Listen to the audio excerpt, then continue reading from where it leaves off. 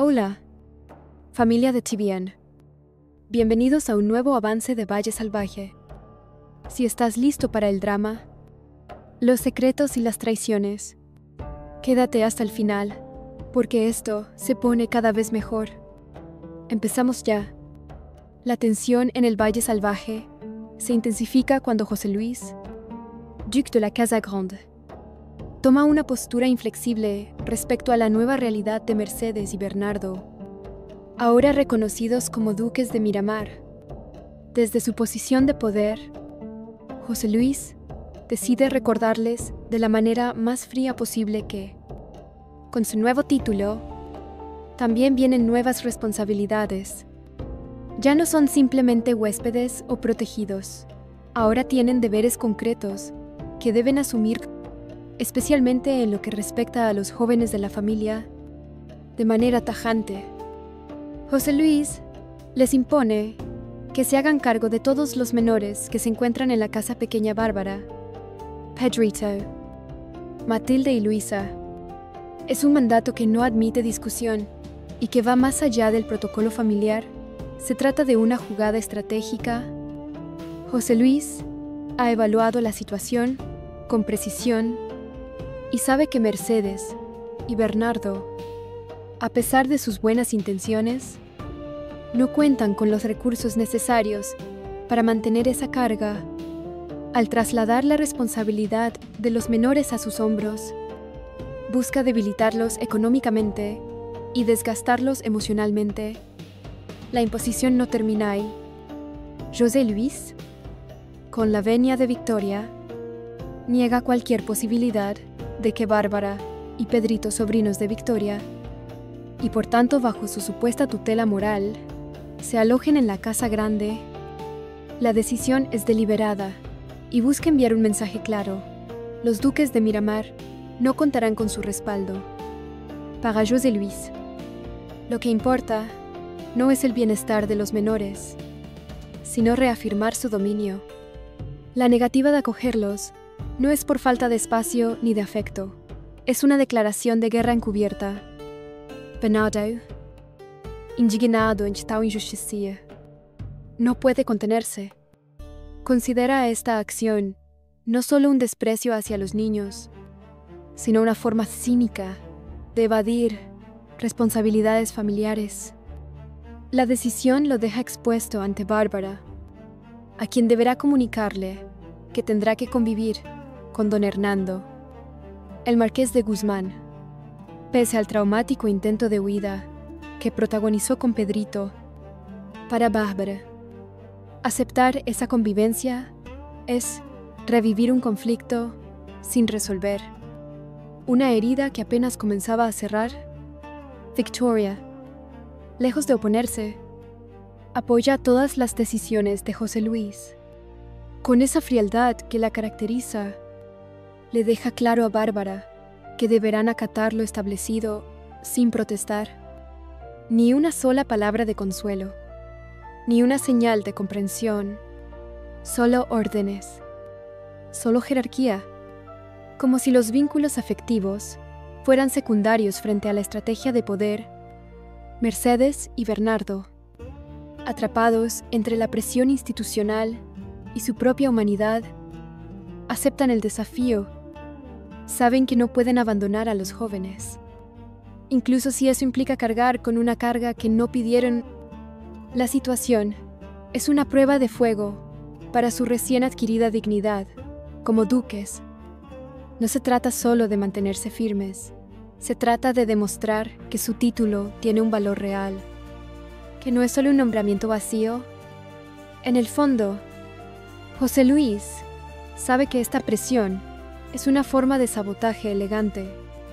Cree que al obligarlos a enfrentar la vida con recursos limitados y responsabilidades múltiples, los pondrá contra las cuerdas. Y si Mercedes y Bernardo fracasan en esta prueba, será más fácil desacreditarlos públicamente. Será la excusa perfecta para despojarlos de lo que tanto han luchado por conseguir. Lo que José Luis no prevé, o tal vez subestima, es la fortaleza moral de Mercedes y la lealtad de Bernardo. Ambos están dispuestos a asumir el reto, aún sabiendo que la carga es desproporcionada y las condiciones injustas. No dan marcha atrás. Su compromiso con los niños no es político, es humano. Y en esa diferencia radica la fuerza silenciosa que comienza a incomodar al duque de la Casa Grande. La decisión de José Luis de dejar en manos de Mercedes y Bernardo la tutela y el cuidado de Bárbara, Pedrito, Matilde y Luisa marca el inicio de una verdadera guerra entre las dos casas del valle, la Casa Grande y la Casa Pequeña. Esta no es una batalla declarada en voz alta ni peleada con espadas, pero sus efectos son igual de destructivos. Es una guerra fría, soterrada, donde cada gesto, cada silencio y cada decisión está cargada de intención. La orden de José Luis no busca solamente desentenderse de los sobrinos de Victoria y otros miembros incómodos para su estructura familiar. Busca debilitar a Mercedes y Bernardo desde adentro. El plan es tan perverso como sutil. Si logra sobrecargarlos con obligaciones que no están en capacidad de sostener, los obligará a fallar. Y si fallan, podrá argumentar que su título como duques de Miramar fue un error, una anomalía que debe corregirse. José Luis no tolera perder poder, y menos aún ante Mercedes, la mujer que alguna vez consideró inferior. Esta guerra no es fortuita, sino calculada. Ya se lo había dicho a Victoria en privado. Ellos querían la casa pequeña, pues ahora que la tienen, que se hagan cargo de todo lo que contiene, incluso sus habitantes. La frase resume su crueldad. No hay empatía ni responsabilidad, solo una estrategia despiadada de desgaste. Y Victoria, lejos de frenarlo, asiente con complicidad. Su veneno no es más suave que el del duque. Aunque lo sirva con una sonrisa, la guerra se manifiesta en cosas concretas. Alejos, el fiel informante dentro del palacio, le cuenta a Luisa que además de prohibir la entrada de los menores a la Casa Grande, también se les ha vetado el acceso a la capilla. Esto es particularmente doloroso para Mercedes, pues es el lugar donde puede visitar a su hermana Pilara. Quitarle ese espacio de recogimiento espiritual no es solo una medida funcional, es un acto simbólico para mostrarle que ya no pertenece al núcleo de poder, que ha sido desplazada del corazón del sistema. Mercedes y Bernardo conversan en privado. Saben que lo que están viviendo no es una simple disputa familiar, sino una operación de demolición emocional. Bernardo intuye que José Luis está jugando con fuego y que no dudará en incendiarlo todo con tal de no compartir el control. Mercedes, aunque dolida, se mantiene firme.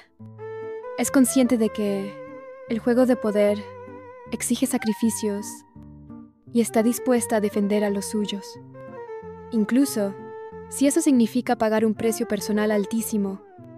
En medio de esta tormenta, Bárbara recibe la noticia de que deberá quedarse en la casa pequeña. Es Mercedes quien se lo comunica, con todo el tacto posible, pero la joven no tarda en preguntarse por qué su tía Victoria no ha tenido el valor de decírselo directamente.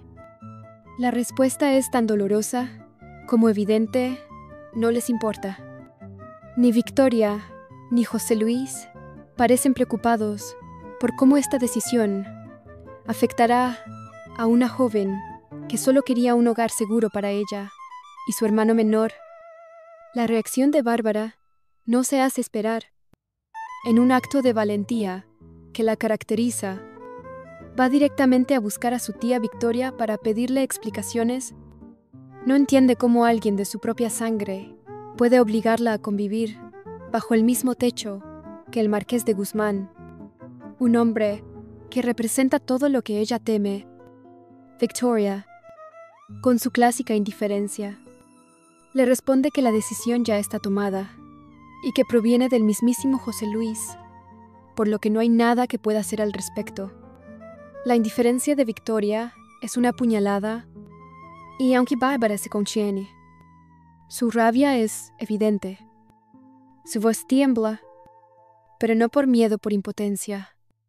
En ese momento, la joven comprende que está sola, que su protección depende de personas como Mercedes y Bernardo, no de quienes deberían asumir esa responsabilidad por lazos de sangre. La casa pequeña, que en teoría debía ser un espacio de refugio, empieza a parecerse a una celda de castigo, donde se acumulan los marginados del sistema familiar, y esa acumulación de tensiones, silencios y sacrificios pronto comenzará a pasar factura. Bárbara, abatida por la noticia de que deberá permanecer en la casa pequeña, siente como una mezcla de frustración, tristeza y rabia le recorre el cuerpo. Lo que más le duele no es tanto el hecho de quedarse allí, sino las razones ocultas detrás de la decisión. No es una cuestión de logística, ni de espacio, es un castigo, un desplazamiento forzado, planeado por su propia familia. Su tía Victoria ni siquiera tuvo el valor de mirarla a los ojos para comunicárselo, delegando la responsabilidad a Mercedes. Para Bárbara, esa omisión equivale a una traición directa, pero lo que realmente le pone un nudo en el estómago es saber que deberá convivir con don Hernando, el marqués de Guzmán. La sola idea de compartir techo con él la angustia profundamente. El recuerdo del intento de fuga con Pedrito aún está fresco, así como las palabras duras, los gestos de desprecio y la atmósfera opresiva que rodea al marqués. La casa pequeña, que alguna vez soñó con transformar en un hogar seguro, se ha convertido en una trampa donde se siente vulnerable e impotente. Movida por su carácter combativo, Bárbara no se queda de brazos cruzados. Encarar a su tía Victoria es una necesidad. No va en busca de permiso, sino de dignidad. Llega al palacio con paso firme y mirada encendida. Encuentra a Victoria, como siempre, fría, distante, aparentemente imperturbable. Al plantearle su desacuerdo, Bárbara espera al menos una explicación empática, una justificación razonable, pero Victoria, con su voz pausada y carente de emoción, le repite que la decisión ya fue tomada por José Luis y que ella no puede ni quiere intervenir. Si tu tío ha decidido que debes quedarte en la casa pequeña, entonces así será. No hay discusión posible, dice Victoria, como si estuviera hablando de un simple cambio de habitación. Para Bárbara, esas palabras son un balde de agua helada. No solo le niegan el derecho a decidir dónde vivir, sino que la relegan a un espacio donde sabe que no estará segura emocionalmente. Le están diciendo, en otras palabras, que no importa su bienestar, que es prescindible. Victoria no, ofrece consuelo. En su mundo, las decisiones se toman en nombre del orden, de la jerarquía, no del afecto. Bárbara lo entiende en ese instante con más claridad que nunca. No puede esperar nada de su tía. El apellido, la sangre, la historia compartida, todo eso queda anulado ante el peso de la obediencia al duque. Es José Luis quien mueve los hilos, y Victoria solo los acomoda para que nadie los vea. Con el corazón encogido, Bárbara regresa a la casa pequeña.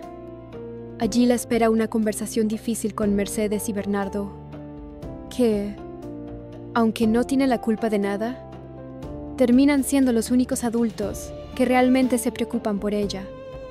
Intentan consolarla, ofrecerle un entorno más humano dentro de las limitaciones que tienen, pero no pueden evitar que Bárbara se sienta atrapada. En paralelo, Pedrito también empieza a notar que algo no va bien. Su hermana, que siempre fue su refugio, está más irritable, más collado, y la presencia del marqués no le gusta. A pesar de su corta edad, Pedrito es observador.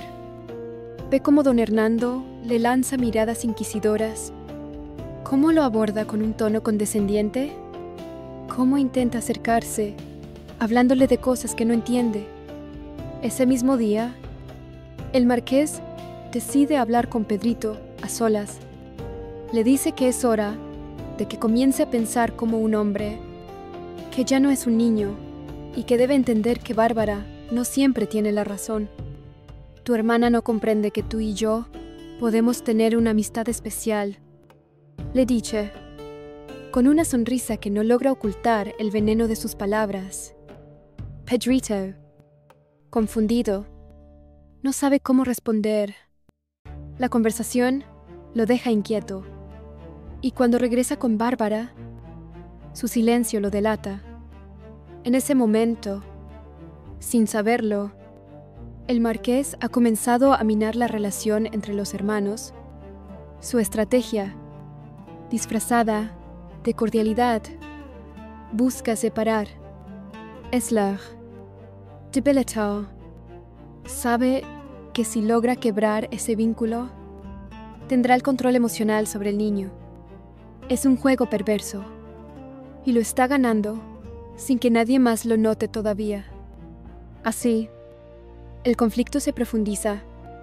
Ya no es solo una lucha entre casas, sino una guerra interna dentro de la casa pequeña, donde cada palabra, cada gesto, cada omisión tiene un peso inmenso. La noticia de que Bárbara y los demás jóvenes deberán permanecer en la casa pequeña no tarda en alcanzar a Adriana, quien no puede contener su indignación. Aunque no es su responsabilidad directa, considera una injusticia el modo en que José Luis ha tratado a su propia familia política. Para ella, que ha vivido en carne propia los juegos de poder y las decisiones arbitrarias del duque, este nuevo atropello es una línea más que no está dispuesta a permitir que se cruce sin respuesta. Adriana acude al palacio con la intención de enfrentar al duque. Sabe que lo que va a decir no será bien recibido, pero su conciencia no le permite quedarse en silencio. Entra al despacho de José Luis sin anunciarse. Con el rostro tenso y la mirada encendida, el duque la observa con su clásica expresión de soberbia y algo de sorpresa. Aunque no lo demuestra del todo, no está acostumbrado a que le hablen sin pedir permiso, y menos aún en un tono desafiante. ¿De verdad vas a dejar a tu propia familia en la calle? Le espeta a Adriana, sin rodeos. José Luis apenas levanta una ceja. Le parece insolente, pero también sabe que no es una mujer fácil de manipular. Su tono se mantiene frío. ¿Calculador? Ellos no son mi familia. Responde con firmeza. Ninguno de esos jóvenes lleva mi sangre. No tengo obligación alguna sobre ellos. Adriana se contiene. Su rabia crece, pero entiende que perder el control solo le daría ventaja a su interlocutor. En cambio, decide usar la ironía. Entonces, la familia aquí se define por conveniencia, por lo que sirve o no sirve al poder José Luis. Por un momento, parece incomodarse, pero pronto recupera el tono. La familia se mantiene por el deber, no por sentimentalismos inútiles. Y esos muchachos no forman parte de mi deber. La conversación se vuelve un duelo verbal. Adriana no cede terreno. Le recuerda que esos jóvenes son sangre de su prometida Victoria y que ella, como futura duquesa, también tiene responsabilidad sobre ellos. Pero José Luis ya ha cerrado esa puerta. Argumenta que Victoria ha dado su consentimiento y que lo que sucede en la casa pequeña no es asunto suyo. Las palabras duelen más de lo que Adriana quiere admitir, no tanto por el rechazo en sí, sino por lo que revela sobre la visión que José Luis tiene de la familia. Todo está subordinado al poder, a la utilidad, a los límites de la sangre. No hay espacio para el afecto ni para la compasión, y esa concepción tan cruel es precisamente lo que Adriana ha querido combatir desde que llegó a ese entorno. Pero José Luis no solo se queda con la última palabra. Molesto por la osadía de Adriana, decide tomar medidas. Llama a Julio, su primogénito, y le exige que ponga en su sitio a su esposa. La orden es clara. Julio debe controlar a Adriana, evitar que se meta en decisiones que no le competen y, sobre todo, impedir que cuestione la autoridad del duque en público. Julio, como siempre, recibe la orden con incomodidad. Sabe que no podrá cumplirla. Adriana nunca ha sido una mujer sumisa, y menos ahora, que tiene claras sus convicciones. Pero el peso de la exigencia paterna lo deja atrapado entre la obediencia y el amor. Como tantas otras veces, Julio se convierte en un peón dentro del tablero familiar, incapaz de proteger a su esposa o de enfrentar a su padre. Adriana, por su parte, no se arrepiente. Sabe que sus palabras han tocado un nervio, ha plantado cara al poder, y aunque eso le traerá consecuencias, también ha dejado claro que no todos en la familia están dispuestos a mirar hacia otro lado ante la injusticia. Su dignidad permanece intacta, incluso cuando sabe que está sola en esa lucha. Ese mismo día, durante el desayuno en la casa pequeña, Úrsula hace un comentario aparentemente inocente. ¿Qué pasa entre ambas casas? Parece que estamos en guerra. La frase, dicha entre risas forzadas, resuena con fuerza. Todos bajan la mirada, incluso los niños. Pedrito, especialmente, queda afectado. No comprende del todo lo que ocurre, pero siente que hay algo roto en el ambiente. Un aire de tensión que lo inquieta, que lo pone nervioso. Mercedes intenta calmarlo, pero es evidente que el niño ha empezado a percibir la gravedad de la situación. Su mundo se ha vuelto incierto, y aunque no puede nombrarlo, siente el frío de una familia en conflicto. La guerra, silenciosa pero feroz, ha dejado de ser solo de adultos. Ha alcanzado también a los más pequeños. Don Hernando, el marqués de Guzmán, se ha convertido en una presencia cada vez más incómoda dentro de la casa pequeña. Su regreso no solo alteró la rutina del hogar, sino que encendió viejas heridas que aún no han sanado. Su trato hacia los demás, siempre teñido de arrogancia y desdén, ha ido en aumento. Pero esta vez, el marqués ha dado un paso más allá, ha retirado por completo la palabra a su hijo Leonardo, como si quisiera borrar cualquier vínculo que los una. La ruptura no es solo un berrinche, es una declaración de guerra emocional. Hernando no tolera el pasado, ni las decisiones que Leonardo ha tomado, y mucho menos los errores que, según él, han manchado el apellido, la relación padre-hijo. Ya resquebrajada, se rompe definitivamente en una escena de tensión silenciosa, donde el marqués simplemente ignora a Leonardo como si no existiera. Este gesto, más cruel que cualquier insulto, hiere profundamente a su hijo, que trata de mantener la calma frente a los demás, aunque por dentro se desmorona. Pero el marqués no se detiene ahí. Su necesidad de control lo empuja a buscar nuevos blancos, y encuentra en Pedrito el terreno perfecto para manipular. Ve en él una mente joven, malleable, necesitada de afecto y referencias masculinas. Why, Sobre todo, ve la oportunidad de separar a Bárbara de su hermano, aislándola emocionalmente, debilitándola en donde más le duele. En una conversación a solas con el niño, Hernando comienza a sembrar sus ideas con palabras disfrazadas de sabiduría. Le habla de la importancia de ser un hombre, de no dejarse controlar por mujeres, ni siquiera por su hermana, y le insinúa que Bárbara no siempre tiene razón. Tu hermana no entiende que tú y yo podemos tener una amistad especial. De hombre a hombre, le dice con tono suave, casi paternal, pero con una intención oscura que escapa a la comprensión inmediata del niño. Pedrito, confundido, no sabe cómo reaccionar. Su lealtad hacia Bárbara es profunda, pero también siente curiosidad por las palabras del marqués, que lo trata como si fuera mayor, como si tuviera valor más allá de su corta edad. El niño se debate entre la admiración y la incomodidad. Sabe que hay algo extraño en la forma en que el marqués se le acerca, pero no logra explicarlo del todo. El efecto de esta conversación no tarda en notarse. Pedrito empieza a comportarse de forma diferente con Bárbara.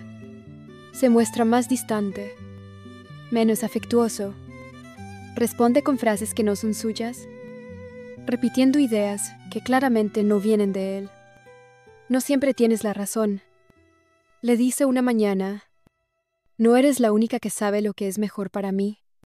Bárbara, sorprendida, le pregunta de dónde ha sacado eso, pero él solo se encoge de hombros y se encierra en el silencio. Mercedes, siempre atenta, nota el cambio. Observa cómo el marqués se acerca con demasiada frecuencia a Pedrito, cómo lo llama a solas para pasear por el jardín o charlar en voz baja en los pasillos. Le preocupa lo que pueda estar sembrando en la mente del niño, pero no tiene pruebas ni justificación suficiente para intervenir sin levantar un conflicto mayor. Sin embargo, guarda la alerta, lista para actuar si ve algo que ponga en riesgo al pequeño. Mientras tanto, Leonardo vive su propio calvario. Ser ignorado por su padre, delante de todos, le produce una vergüenza constante. Intenta hablar con él, pedirle que recapacite, pero Hernando ni siquiera lo mira.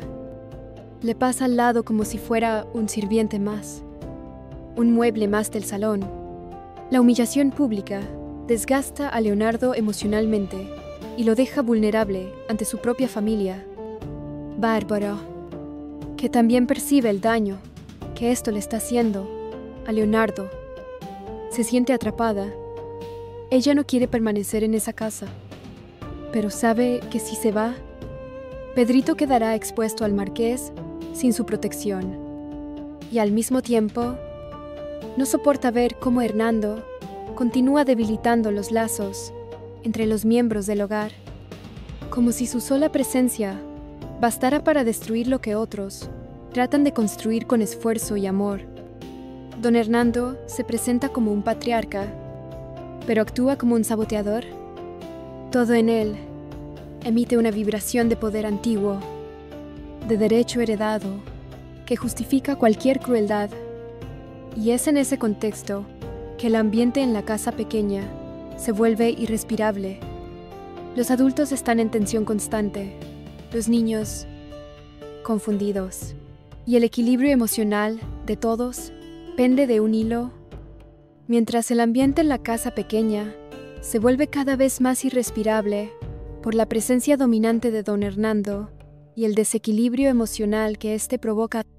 En la casa grande se desarrolla un conflicto paralelo que hace estallar una bomba emocional entre hermanos.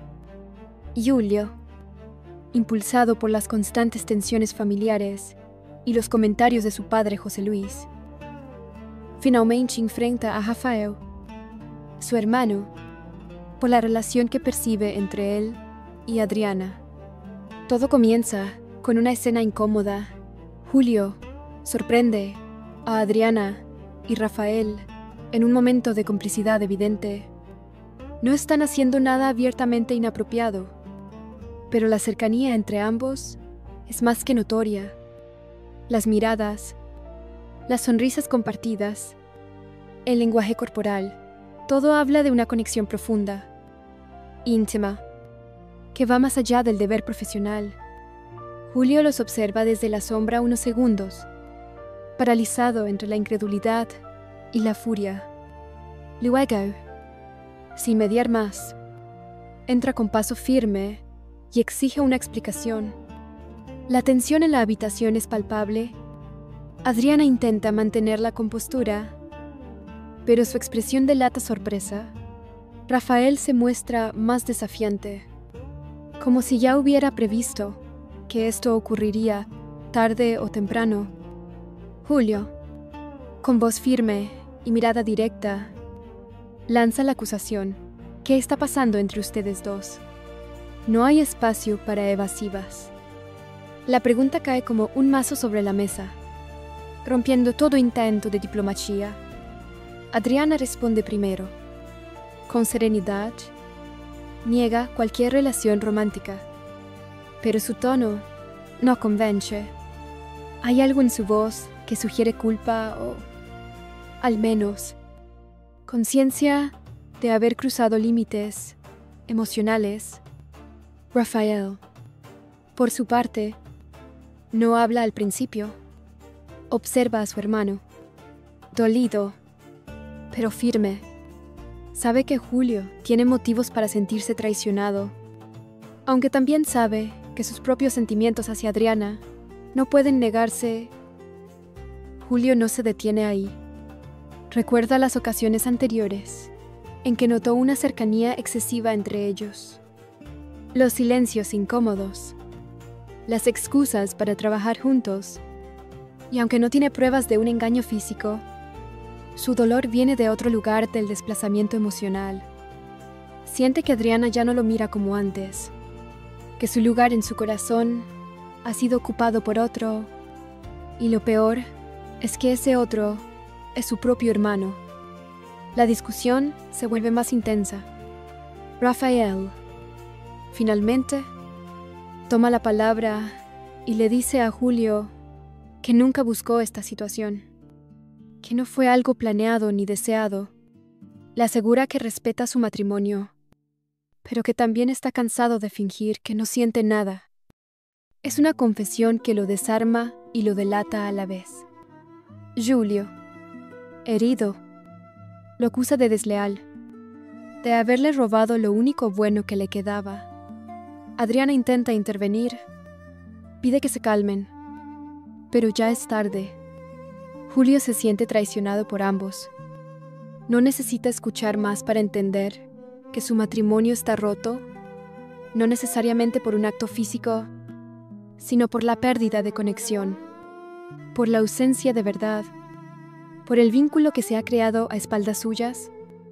Sale de la habitación sin decir una palabra más, dejando atrás un silencio denso y doloroso. Esta escena marca un antes y un después en la dinámica entre los tres.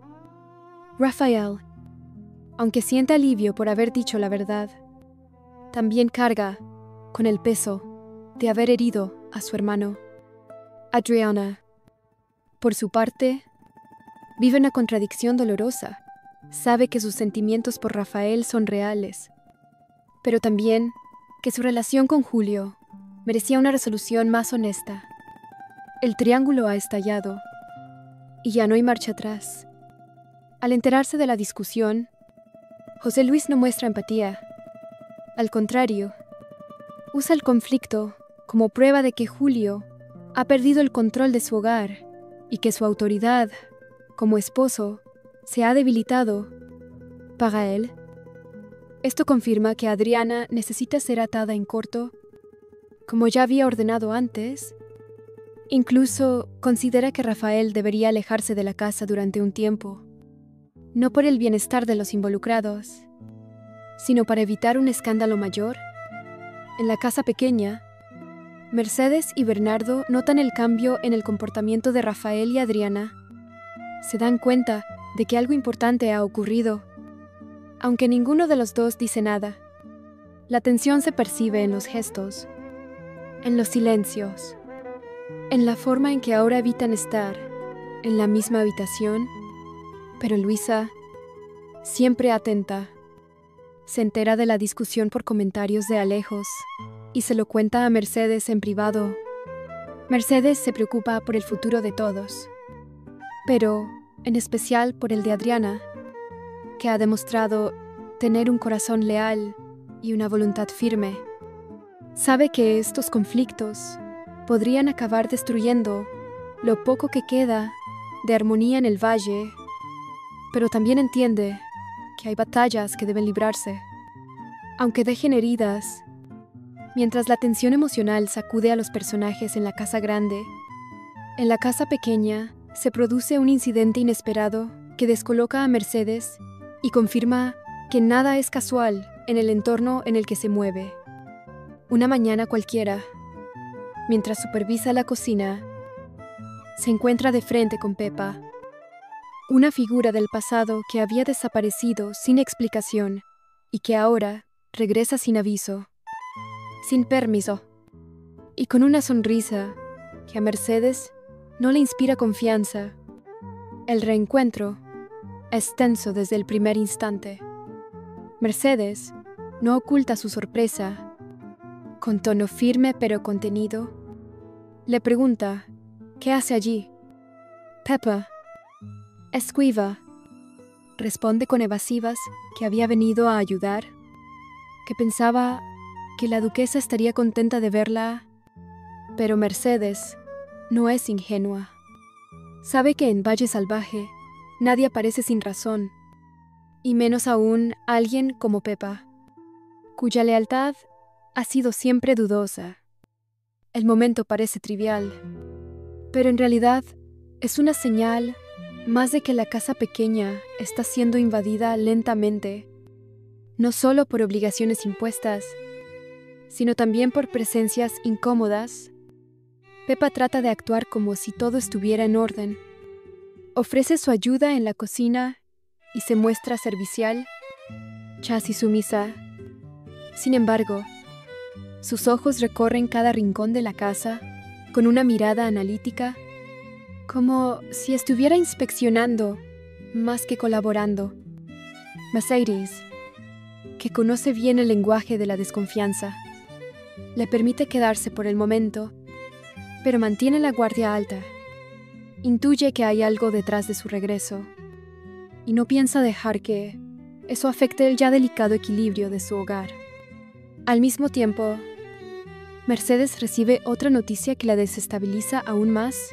Le han prohibido el acceso a la capilla del palacio, el mismo espacio donde acudía a rezar, donde encontraba un instante de paz y donde podía visitar la tumba de su hermana Pilara. Es un golpe bajo, uno que José Luis y Victoria orquestan con crueldad silenciosa.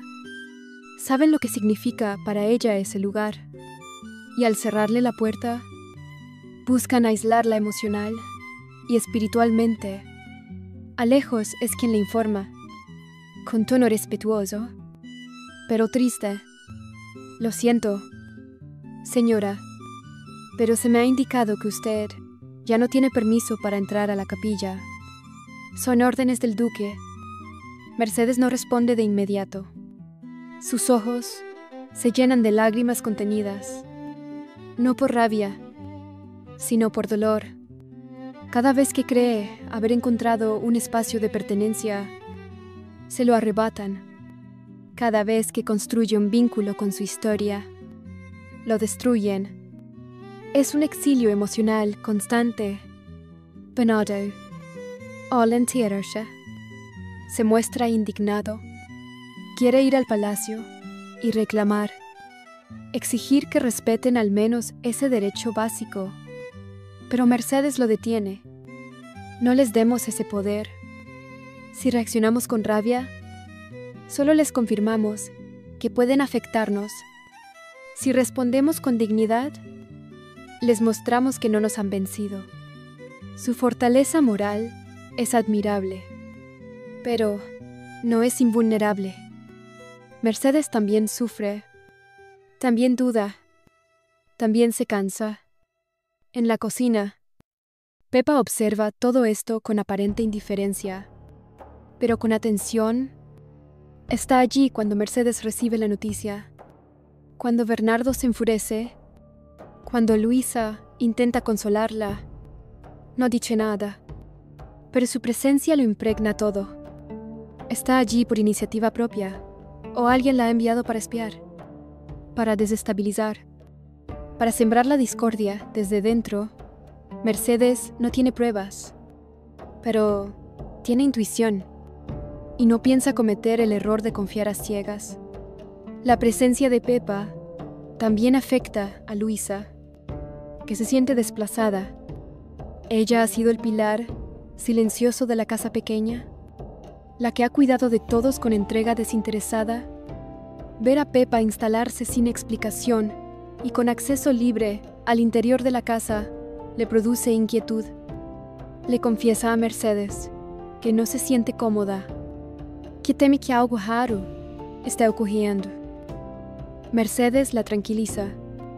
Le dice que confía plenamente en ella, pero ambas saben que las alertas están justificadas. La casa pequeña se vuelve cada vez más asfixiante, no por su tamaño, sino por la carga que acumula a la presencia de los jóvenes, del marqués, de los hijos desplazados. Se suma ahora la de Pepa, que representa lo impredecible, lo oculto. Y como si fuera poco, Mercedes ya no puede refugiarse ni siquiera en su fe. Le han quitado hasta la capilla, pero Mercedes no se quiebra. Camina por la casa con la frente en alto, aunque cada paso le cueste el doble. Sabe que hay ojos que la observan esperando verla caer, pero también sabe que su ejemplo es lo único que puede sostener a los demás. Ella no se puede permitir el lujo de rendirse, no mientras haya alguien a quien proteger, algo que defender, una historia que honrar. El desayuno en la casa pequeña, una de las pocas rutinas que aún ofrecía algo de normalidad, se convierte esta mañana en un espejo del conflicto que corroe a las dos casas del valle.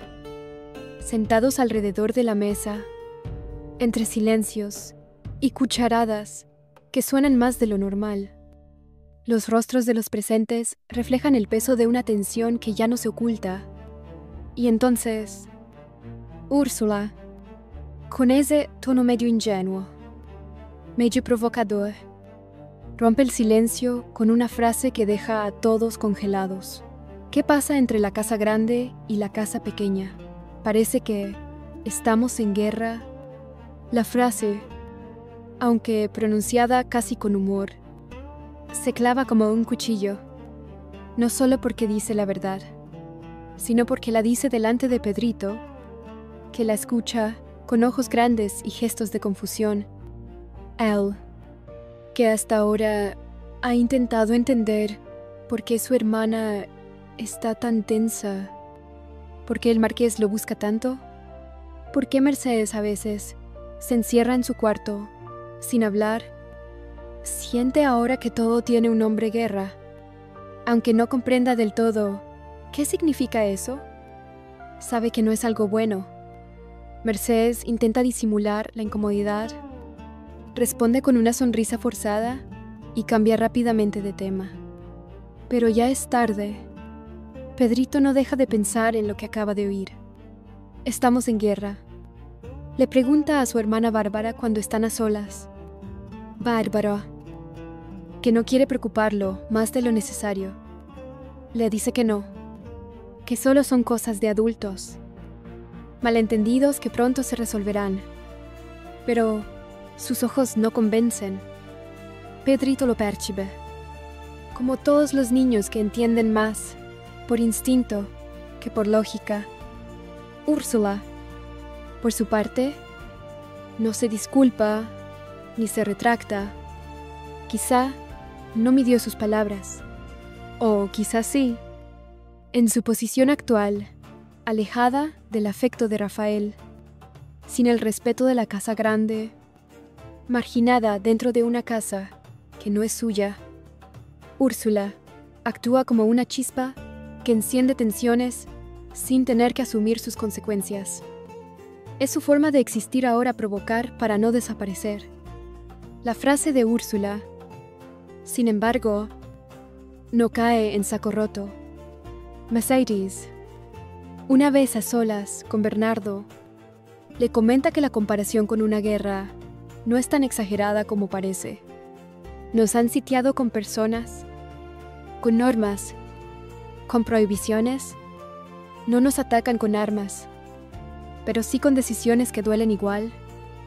Bernardo asiente, dándole la razón, y agrega: lo que nos están haciendo es acorralarnos para que nos rindamos, pero no lo vamos a hacer. En paralelo, en la casa grande, José Luis observa todo con aparente distancia, pero su mente trabaja sin descanso. Sabe que ha logrado incomodar a Mercedes, que sus órdenes han puesto en jaque la estabilidad de la casa pequeña, pero también siente que el terreno se vuelve inestable. La discusión entre sus hijos, la actitud desafiante de Adriana, la vigilancia constante que debe mantener sobre los movimientos de Rafael y la creciente presión de mantener intacta la imagen del palacio, todo se acumula en su conciencia como un nudo apretado. Victoria, fiel a su estilo, no manifiesta emoción. Apoya con discreción cada paso de su prometido. Incluso cuando las decisiones le afectan indirectamente, es consciente de que el enfrentamiento entre las casas no solo es funcional, sino también simbólico.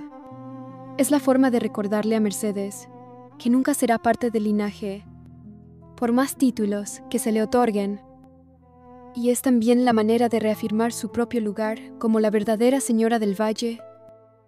Pero la guerra no solo se libra entre adultos. A medida que pasan los días, Pedrito comienza a mostrar señales de ansiedad. Tiene pesadillas.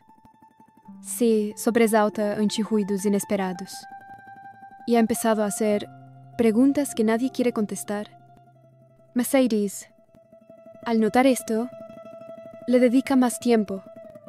Intenta explicarle con palabras simples que hay personas que no se entienden, pero que eso no significa que haya peligro. Sin embargo, ni siquiera ella logra convencerse por completo. Luisa, testigo de todo, le confiesa a Mercedes que teme por la salud emocional de los niños. Todo esto los está afectando. Señora, y lo peor es que aún no hemos visto el final de esto. Mercedes asiente, sabiendo que tiene razón. La guerra silenciosa ha comenzado a hacer daño real, y los más vulnerables son quienes menos culpa tienen. Afuera, el sol del valle brilla como siempre, pero dentro de la casa pequeña, el clima es otro. Cada rincón guarda un suspiro contenido, una frase que no se dijo, una verdad que todos conocen, pero nadie quiere nombrar. Lo que comenzó como una disputa de autoridad ha mutado en una lucha por la dignidad, por la identidad, por el derecho a existir con libertad. Y en ese campo de batalla cotidiano, Mercedes resiste, no con gritos ni con violencia, sino con entereza, con paciencia, con gestos de amor que buscan equilibrar tanto rencor. La guerra no ha terminado, pero ella sabe que su mejor arma no es el poder, sino la humanidad que le sobra. El episodio 203 de Valle Salvaje marca un punto de inflexión en la narrativa, consolidando una ruptura definitiva entre las dos casas principales y dejando al descubierto el verdadero rostro del poder, la ambición y la deslealtad. Lo que antes eran solo tensiones latentes ahora ha estallado en un conflicto abierto que arrastra a todos sus personajes, desde los más encumbrados hasta los más vulnerables. José Luis, como figura dominante, ha demostrado que su prioridad no es la familia, sino el control absoluto. Su negativa a acoger a los jóvenes en la casa grande, su imposición de responsabilidades insostenibles a Mercedes y Bernardo, y su crueldad silenciosa al prohibir el acceso a la capilla, revelan una estrategia meticulosa de desgaste. Su guerra no es directa, sino estructurada, busca quebrar emocional y financieramente a quienes considera una amenaza, aun si eso significa sacrificar el bienestar de menores o romper vínculos sagrados. Victoria, lejos de moderar el poder de su prometido, se convierte en cómplice silenciosa. Su indiferencia ante el sufrimiento de sus sobrinos y su alianza con José Luis la despojan de cualquier rastro de compasión. Representa la frialdad aristocrática que antepone el linaje y las apariencias a los afectos y las obligaciones morales. Mercedes, en cambio, emerge como la verdadera figura de integridad. Aunque agobiada por cargas impuestas, no flaquea. Acepta con dignidad las responsabilidades que otros rechazan y se mantiene como un faro de estabilidad para los jóvenes que han sido desplazados. Su dolor por la pérdida del acceso a la capilla, su desconfianza hacia Pepa y su resistencia silenciosa la colocan en el centro moral de la historia. La trama de Adriana, Julio y Rafael añade un componente emocional complejo al conflicto estructural. La disputa entre hermanos por un amor prohibido refleja las grietas más íntimas que el poder familiar ha provocado, y la figura de Pedrito, manipulado por el marqués, subraya cómo incluso los más inocentes terminan arrastrados por el fuego cruzado de los adultos. Valle Salvaje ya no es solo el nombre de un lugar, sino el reflejo de una lucha constante por pertenecer, por proteger y por sobrevivir en un entorno donde los lazos se tensan hasta romperse. Y en este episodio ha quedado claro que la guerra ha comenzado.